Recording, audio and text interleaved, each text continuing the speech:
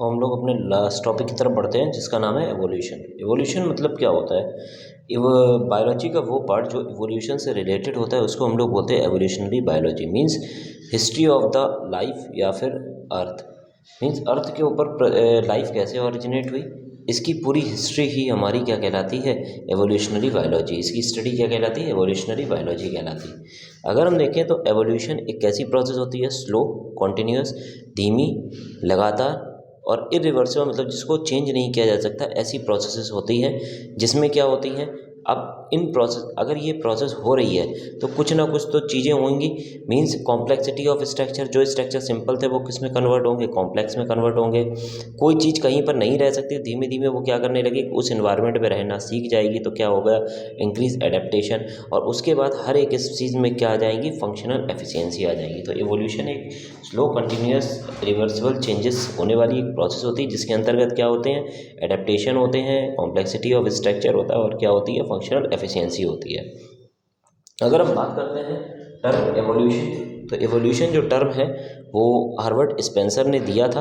उन्होंने एक वर्ड लिया था जिसका नाम होता है इवॉल्वर। इवॉल्वर मतलब होता है अनफोल्ड। मीन्स कोई भी चीज़ है उसको हमें क्या करना है? अनफोल्ड करना, एक रहस्य को अनफोल्ड करना है कि लाइफ ओरिजिन कैसे हुई है। इसी को हमने क्या बोल दिया? एवॉल्वरे बोल दिया, जिसको हार्वर्ड स्पेंसर ने क्या कहा था? एवोल्यूशन बोला था। एवोल्यूशन में एक वर्ड और आता है जिसको बोलते हैं ऑर्गेनिक एवोल्यूशन। एवोल्यूशन वर्ड तो हार्वर्ड स्पेंसर ने दिया था, जबकि ऑर्गेनिक एवोल्यूशन के बारे में किसने बताया था? चार्ल्स डार्विन ने बताया था। और उन्होंने इस ऑर्गेनिक एवोल्यूशन को बोला था डिसेंट विद मॉडिफिकेशन। मीन्स जो चेंजेस हो रहे हैं वो लगातार और एक क्रम में हो रहे हैं। तो डिसेंट विद मॉडिफिकेशन किसने बोला था? ऑर्गेनिक एवोल्यूशन किसने बोला है? चार्ल्स डार्विन ने। उन्होंने ये भी बोला था, एक साइंटिस्ट है जिनका नाम है थियोडर डॉब्जोनी। ठीक, तो इन्होंने क्या बोला था कि बायोलॉजी में किसी भी चीज़ का कोई सेंस नहीं है, केवल एक किसका सेंस होता है? एवोल्यूशन का। In light of evolution means हर एक चीज़ बायोलॉजी में हाइपोथेसिस पर बेस्ड होती है। केवल एवोल्यूशन ही एक ऐसी चीज़ होती है जिसका कोई सेंस होता है, जो हमें पता चलती है कि कहाँ से किधर की तरफ कोई चीज़ जा रही है या किससे क्या चीज़ ओरिजिनेट हो रही है। ये एक एवोल्यूशन का इंट्रोडक्शन था। इस एवोल्यूशन के चैप्टर में हम लोग क्या क्या पढ़ेंगे? सबसे पहले यूनिवर्स के बारे में पढ़ेंगे, सोलर सिस्टम, अर्थ, लाइफ कैसे ओरिजिनेट हुई, और उसके बाद में organic origin of organic evolution. तो सबसे पहले अवर यूनिवर्स के बारे में पढ़ेंगे। हमने देखा कि हमारे यहाँ 1 लाख मिलियन गैलेक्सीज पाई जाती हैं। मीन्स हमने ये बोल दिया हमारे यूनिवर्स में गैलेक्सीज हैं। कितनी हैं? 1 लाख मिलियन। और सभी गैलेक्सीज को एक साथ हमने क्या नाम दे दिया? स्टेलर सिस्टम बोल दिया। अगर यूनिवर्स में इतनी गैलेक्सीज हैं तो यूनिवर्स का ओरिजिन कभी हुआ होगा? तो हमने देखा यूनिवर्स का ओरिजिन कब हुआ था? 20 बिलियन ईयर्स पहले हुआ था। उसके बाद में जो हमारी प्लेनेट है जिसका क्या नाम है? अर्थ, वो जिस गैलेक्सी में पाई जाती है, इन इतनी 1 लाख मिलियन गैलेक्सीज में कौन सी गैलेक्सी है? स्पाइरल गैलेक्सी है, जिसको हम लोग क्या बोलते हैं? आकाशगंगा बोलते हैं। और इस आकाशगंगा के अंदर 100 बिलियन स्टार्स हैं, जिसमें हमारा क्या मौजूद है? सन भी मौजूद है। तो हमने देखा सबसे पहले क्या है? यूनिवर्स। यूनिवर्स में गैलेक्सीज हैं। गैलेक्सीज में क्या है? हमारा एक गैलेक्सी है जिसको हम लोग क्या बोलते हैं? आकाशगंगा बोलते हैं। हमने देखा जो आकाशगंगा के अंदर जितने बिलियन सन्स और स्टार्स बताए गए, उनमें हमारा एक क्या पाया जाता है? सिस्टम पाया जाता है जिसमें 9 प्लैनेट और एक सन है। अगर हम देखें तो सन के आउटर टेम्परेचर कितना होता है? 600 डिग्री सेल्सियस, जबकि अंदर का टेम्परेचर कितना होता है? 20 मिलियन डिग्री सेल्सियस होता है। हमारे जितने भी प्लैनेट्स होते हैं इनकी कोई ना कोई सैटेलाइट होती है, और जिस सैटेलाइट को हम लोग क्या बोलते हैं? मून बोलते हैं। ये पूछा जाए तो आप बता सकते हैं अर्थ के पास केवल एक होती है। उसके बाद में मार्स और नेपच्यून के पास में कितनी होती हैं? 2 होती हैं। यूरेनस के बाद 5, सैटर्न के पास 9 होते हैं, जुपिटर के बाद 12 होते हैं, और मरकरी, वीनस और प्लूटो के पास में एक भी सैटेलाइट नहीं प्रेजेंट होती है। अगर हम बात करते हैं अर्थ की, तो अर्थ सन से लगभग कितने किलोमीटर दूर है? तो 148 मिलियन किलोमीटर दूर है। 148.7 मिलियन किलोमीटर जो है वो दूर है। हम बात करते हैं अर्थ। जो अर्थ है उसको 3 पार्ट में डिवाइड किया गया। मीन्स हमने बोल दिया कि अर्थ जो है उसमें 3 चीज़ें हैं। अर्थ में कितनी चीज़ें हैं? 3 चीज़ें हैं। एक वो पार्ट है, जैसे हमने बोल दिया अर्थ, अर्थ में बीच वाला पार्ट उसको बोलते हैं कोर, सबसे ऊपर वाले पार्ट को बोलते हैं क्रस्ट, और बीच वाले पार्ट को बोलते हैं मेंटल। क्रस्ट, मेंटल, कोर आपने पहले से ही पढ़े होंगे। तो हमने बोल दिया जो क्रस्ट वाला पार्ट है उसको, वहाँ पर जो प्रेजेंट है उसको हम लोग लिथोस्फीयर या फिर हाइड्रोस्फीयर बोलते हैं। मेंटल वाले पार्ट को पायरोस्फीयर बोलते हैं, और जो क्रस्ट जो सबसे कोर वाला पार्ट है उसको बायरोस्फीयर बोलते हैं। बायरोस्फीयर या फिर कोर वाले पार्ट को हमने 3 नाम दे दिए।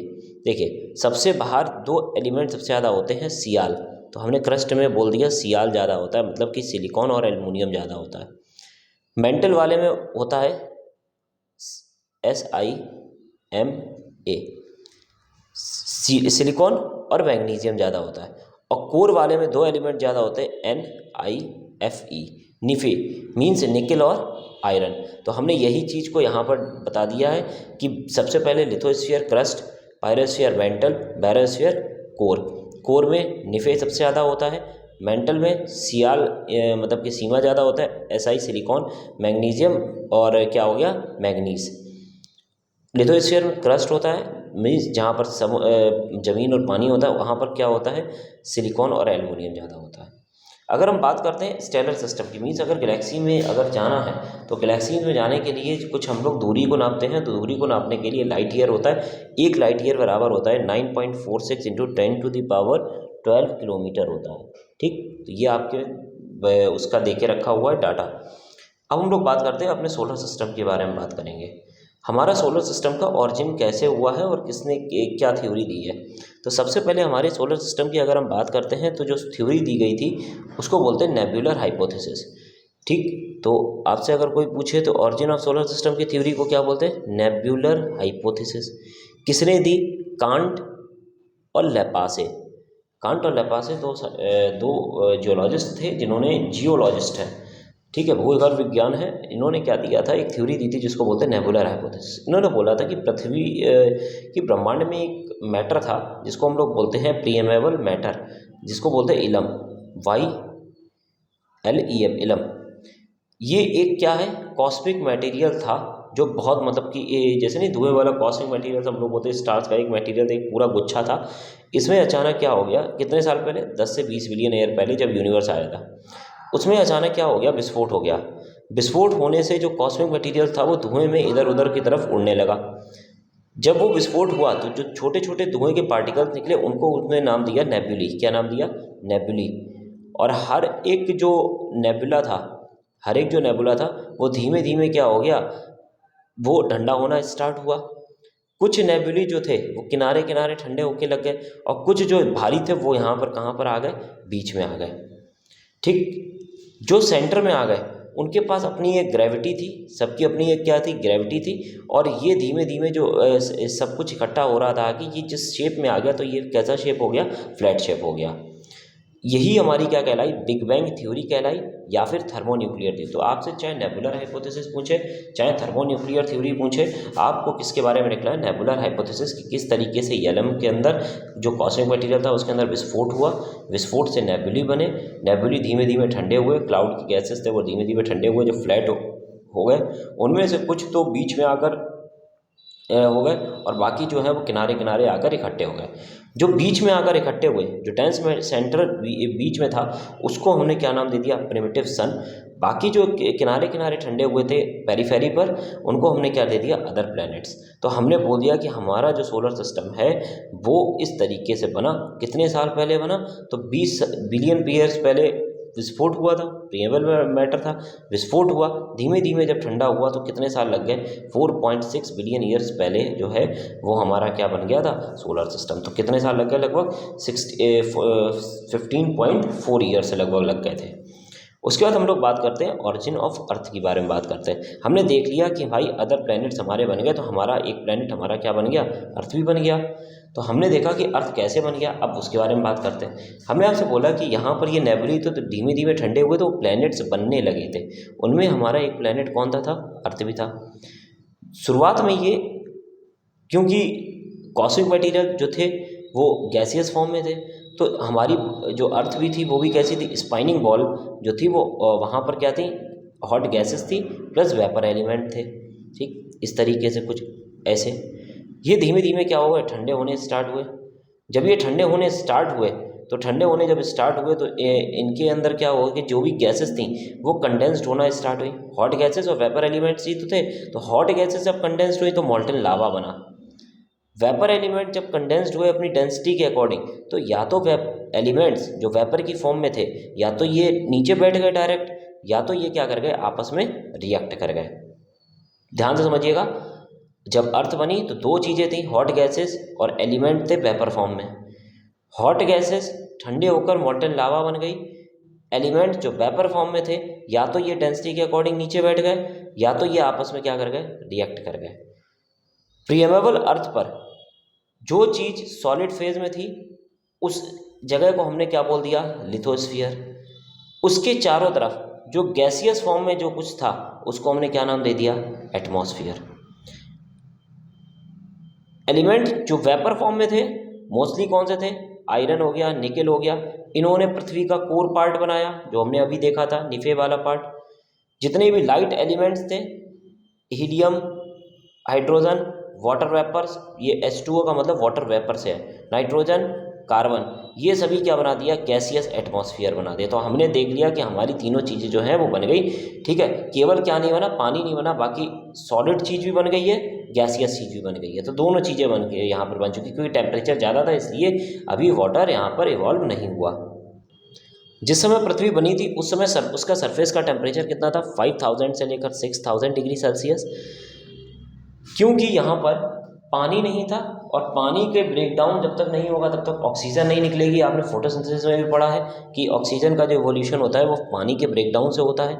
अब पानी ही नहीं है तो यहाँ ऑक्सीजन नहीं होगी, तो ऑक्सीजन नहीं होगी तो इन्वायरमेंट कैसा होगा, नॉन ऑक्सीजनिक। मीन्स कोई भी ऑक्सीजन यहाँ फ्री नहीं होगी, या तो वो वाटर मॉलिक्यूल के साथ बॉन्ड होगी या तो वो किसी भी मेटल के साथ में ऑक्साइड बनाकर रह रही होगी। ऑक्सीजन अगर नहीं है तो इन्वायरमेंट हमेशा कैसा होगा, रिड्यूसिंग होगा। और कौन सी रेडिएशंस पाई जा रही थी, यूवी रेडिएशंस जो हैं वो पृथ्वी पर पाई जा रही थी। तो हमने देख क्या क्या ऑरिजिन ऑफ अर्थ में हमने क्या क्या देखा कि स्पाइनिक बॉल की फॉर्म में थी, दो चीज़ें थी, एक हॉट गैसेस थी और दूसरे थे vapour elements. Hot gases condensed होकर लावा बनाया था, वेपर एलिमेंट या तो आपस में जुड़ गए थे या फिर क्या हो गए थे, स्ट्रेटिफाइड हो गए थे। उसके बाद हमने देखा था निफे ने कोर बना दिया था। जितने भी एलिमेंट्स थे वो दो पार्ट में थे, अगर भारी थे तो कोर बना रहे थे और अगर हल्के थे तो वो क्या बना रहे थे, गैसियस एटमॉस्फेयर बना रहे थे। सरफेस टेम्परेचर, इन्वायरमेंट कैसा, किस कंडीशन में था और कौन सी रेडिएशन सबसे ज़्यादा थी। तो हमारी अब क्या बन गई, पृथ्वी। अब धीमे धीमे क्या ओरिजिनेट होगी, लाइफ के बारे में, ओरिजिनेशन के बारे में बताया जाने लगा, जिसमें सबसे पहले जो थ्योरी आई थी उसको बोलते theory of special creation. Means life कैसे ओरिजिनेट हुई। तो सबसे पहले बोला गया कि लाइफ के ओरिजिन के लिए सबसे पहले ओरिजिनेशन में ए बायोटिक चीज़ें आई। मीन्स जिनसे लाइफ उत्पन्न हुई है वो चीज़ें ए बायोटिक थी। जैसे सबसे पहले बोला गया थ्योरी ऑफ स्पेशल क्रिएशन जो है वो पूरी गॉड पर बेस्ड है। किस पर बेस्ड है, गॉड पर बेस्ड है। ये बोला गया कि गॉड जो थे जिन्होंने, या क्रिएटर थे जिन्होंने लाइफ को बनाया है, इसीलिए इस थ्योरी को हम लोग बोलते हैं डिवाइन क्रिएशन ऑफ लाइफ। इसका कोई भी आपस में कोई कनेक्शन नहीं है और कोई चेंजेस, और ये भी थ्योरी में बताया गया है कि जब से लाइफ बनी है तब से अभी तक कोई भी चेंज नहीं हुआ है। और ये माना गया है कि लाइफ जो सबसे पहले ओरिजिनेट हुई थी, कब, कितने साल पहले हुई थी, 4000 मिलियन ईयर पहले हुई थी। ठीक, अब देखिए सबसे पहले एक साइंटिस्ट आए थे जिनका नाम था हैब्रू एट ऑल। ये हैब्रू एट ऑल एक साइंटिस्ट थे। इन्होंने क्या बोला, इन्होंने सपोर्ट किया, एक फादर थे उस समय, स्वर्ज। फादर स्वर्ज ने बोला था कि इस पूरी पृथ्वी को बाइबल के अकॉर्डिंग कितने दिनों में बनाया है, 6 दिनों में बनाया है। और बाइबल के अकॉर्डिंग इंसान को एडम बोला गया है और वुमेन को ईव बोला गया है। तो आदमी को एडम, वुमेन को ईव। किसने बोला है, फादर स्वर्ज ने। कब बताया, 6 दिन में उन्होंने बताया। किसके अकॉर्डिंग, बाइबल के अकॉर्डिंग।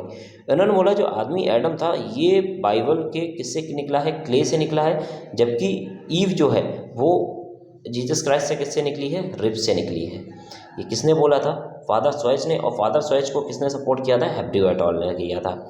उसके बाद हिंदू मैथोलॉजी के अकॉर्डिंग क्या माना जाता है कि ब्रह्मा जी ने बनाया था।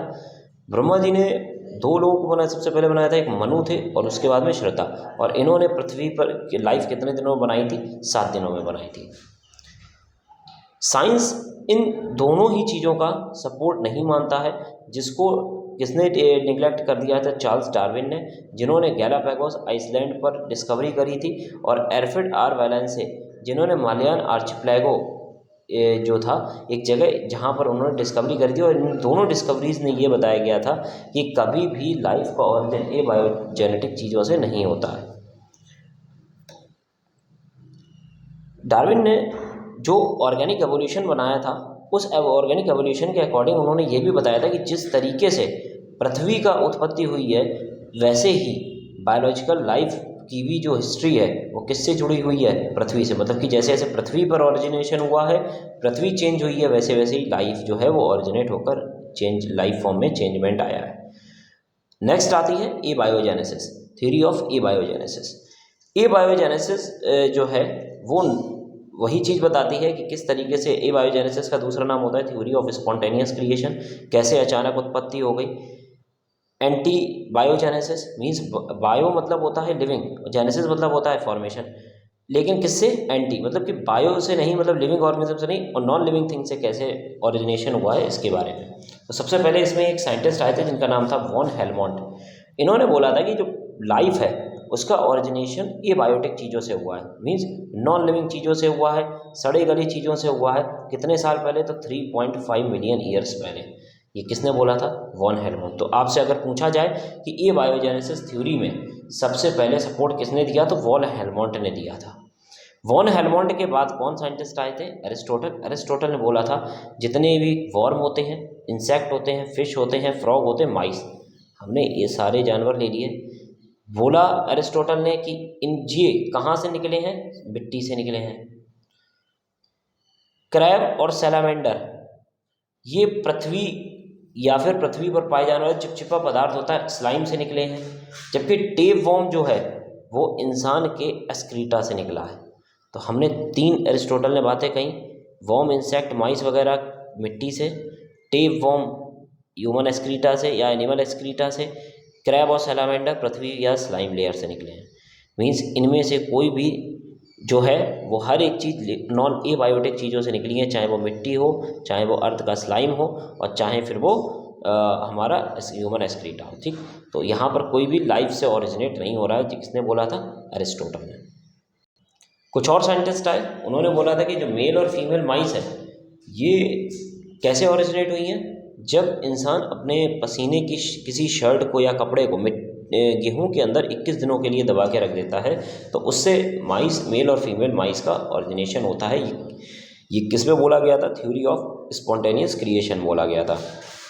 ठीक इसी तरह बटरफ्लाई चीज़ से बनी है, मडी पॉन्ड से फ्रॉग और टोड निकले हैं, ड्यू से इंसेक्ट निकले हैं। ये सभी चीज़ें बताती हैं कि किस तरीके से ए बायोजेनेसिस जो है उससे लाइफ का ऑरिजिन हुआ है। लेकिन एक साइंटिस्ट है जिनका नाम था फ्रांसिस्को रेड्डी, उन्होंने एक्सपेरिमेंट करके ए बायोजेनेसिस को पूरी तरीके से क्या कर दिया था? निगलेक्ट कर दिया था। उन्होंने बोला था, अब उन्होंने अपनी एक थ्योरी दी जिसको बोलते हैं बायोजेनेसिस। तो theory of abiogenesis von Helmont ने दी थी, जिसको सपोर्ट किया था एरिस्टोटल ने, उसको डिसअप्रूव्ड किया था फ्रांसिस्को रेड्डी ने। फ्रांसिस्को रेड्डी ने जब डिसअप्रूव्ड किया तो अपनी भी कुछ थ्योरी थी, तो उस थ्योरी को बोलते हैं बायोजेनेसिस। बायोजेनेसिस बोला गया, बायो मतलब होता है लाइफ, जेनेसिस मतलब होता है फॉर्मेशन, मतलब लाइफ का फॉर्मेशन प्री एग्जिस्ट है, मतलब पहले से ही प्रेजेंट लाइफ से ही होता है। इसमें सबसे पहले जो फ्रांसिस्को रेड्डी ने अपना ही एक्सपेरिमेंट दिया था, उन्होंने क्या किया था? 3 जार लिए थे। तीनों जार को उन्होंने क्या किया? तीनों जार में, जैसे एक ये जार है, एक ये जार है, एक ये जार, तीनों के अंदर पका हुआ मांस का टुकड़ा डाल दिया था। पका हुआ इसलिए डाला ताकि उसके अंदर कोई भी मांस ऑर्गेनिज्म यहाँ पर प्रेजेंट ना हो पहले से ही। अब उन्होंने क्या किया? एक को पूरी तरीके से कवर कर दिया था मसलिन क्लॉथ से, उसके बाद एक को कवर किया था पार्चमेंट पेपर से, और एक को खुला रखा रहने। जो खुला रखा था वहाँ पर मैगोट्स के लार्वा है, मतलब कि मक्खी के जो लार्वा थे वहाँ प्रेजेंट थे कुछ देर बाद। जो यहाँ पर थे, यहाँ पर क्योंकि यहाँ पर महक निकल रही थी, इसलिए यहाँ पर ऊपर यहाँ पर क्या थे? लार्वा थे। लेकिन मसलिन क्लॉथ जहाँ बिल्कुल भी महक नहीं निकल रही थी वहाँ पर कोई भी लार्वा नहीं थे। इससे उन्होंने बताया कि जब कभी भी किसी भी जगह पर एक नई लाइफ का ओरिजिन होता है तो वहाँ पर पहले से ही कोई लाइफ ओरिजिनेट प्रेजेंट होती है। जैसे यहाँ पर जो मक्खियाँ पैदा हुई थी तो वो इसलिए पैदा हुई क्योंकि यहाँ पर मक्खी आई, उसने अंडे दिए और अंडे देने के बाद में उनसे क्या निकल गए, लार्वा निकले। सेम एक्सपेरिमेंट किया था पास्चर ने, लुइस पास्चर ने एक बॉटल ली थी, ठीक, एक फ्लास्क लिया था। इस फ्लास्क को उन्होंने गर्म किया और गर्म करने के बाद में कुछ इस तरीके का शेप की नली उन्होंने बना दी। अब इसको बोल दिया उन्होंने स्वान फ्लास्क। क्या बोला था? स्वान नेक फ्लास्क। इन्होंने क्या किया, इसके अंदर एक सॉल्यूशन भरा, शुगर सॉल्यूशन था, और इसको क्या किया, हीट किया, ताकि इसके अंदर जितने भी माइक्रो ऑर्गेनिज्म है वो डेथ हो जाए। और उन्होंने इसको पूरी तरीके से बंद करके रख दिया और कुछ दिनों बाद देखा कि यहाँ पर कोई भी माइक्रो ऑर्गेनिज्म इस पूरी नेक पर यहाँ पर प्रेजेंट नहीं थे। उन्होंने इसको आधा ब्रेक डाउन कर दिया। ब्रेक डाउन करने के बाद देखा कि कुछ दिनों बाद यहाँ पर माइक्रो ऑर्गेनिज्म कुछ यहाँ तक प्रेजेंट हुए। तो उन्होंने बोला कि जब तक यहाँ पर कोई भी यहाँ पर हमने कोई रास्ता नहीं दिया था तब तक तो कोई माइक्रो ऑर्गेनिज्म, लेकिन जैसे ही हमने रास्ता दिया तो कुछ दिनों बाद यहाँ पर माइक्रो ऑर्गेनिज्म आए। और यही उन्होंने बताया कि किस तरीके से जब तक यहाँ पर पहले से माइक्रो ऑर्गेनिज्म प्रेजेंट नहीं होगा तब तक माइक्रो ऑर्गेनिज्म कहीं पर भी नहीं पहुँच सकते हैं। लास्ट थ्योरी जो दी गई थी उसको बोलते हैं कॉस्मोजोइक या फिर एक्स्ट्रा टेरेस्ट्रियल। ये एक्स्ट्रा टेरेस्ट्रियल या इंटरप्लेनेटरी या फिर पैनल स्पर्मेटिक थ्योरी दी गई थी। कॉस्मोजोइक थ्योरी, देखिए कॉस्मिक मतलब क्या होता है, ब्रह्मांड से रिलेटेड। टेरेस्ट्रियल पृथ्वी से बाहर। इंटरप्लेनेटरी मतलब कि दो प्लैनेट है, अर्थ है, मार्स है, तो मतलब हमने दो प्लैनेट के बीच में थ्योरी। पैनल स्पर्मिया थ्योरी, ठीक है। अब देखिए ये एक थ्योरी दी गई थी जिसको रिचटर ने दिया था। किसने दिया था? रिचटर ने दिया था। इसको सपोर्ट किया था अरेनियस ने। इन्होंने बोला था कि पृथ्वी पर जो जीवन आया है वो पृथ्वी पर कहीं और प्लेनेट से आया है। वो जीवन एक छोटे छोटे स्पोर की फॉर्म में आया है जिसको हमने नाम दे दिया है पैनस्पर्मिया। क्या नाम दिया? पैनस्पर्मिया। और पैनस्पर्मिया जो स्पोर्स हैं, ये स्पोर्स छोटे छोटे पार्टिकल्स हैं जिनको कॉस्मोजोन्स भी नाम दिया गया था। वो पृथ्वी पर आए, पृथ्वी पर आने के बाद में धीमे धीमे लाइफ की ऑरिजिन स्टार्ट हुई। तो इसीलिए इसको कॉस्मोजोन्स के नाम पर कॉस्मोजोइक थ्योरी बोलते हैं, पैनस्पर्मिया के नाम पर पैनस्पर्मेटिक थ्योरी बोला जाता है। पृथ्वी में बाहर से आए तो इसलिए एक्स्ट्रा टेरेस्ट्रियल, दूसरे प्लैनेट से आए तो इंटर प्लैनेटरी बोला जाता है।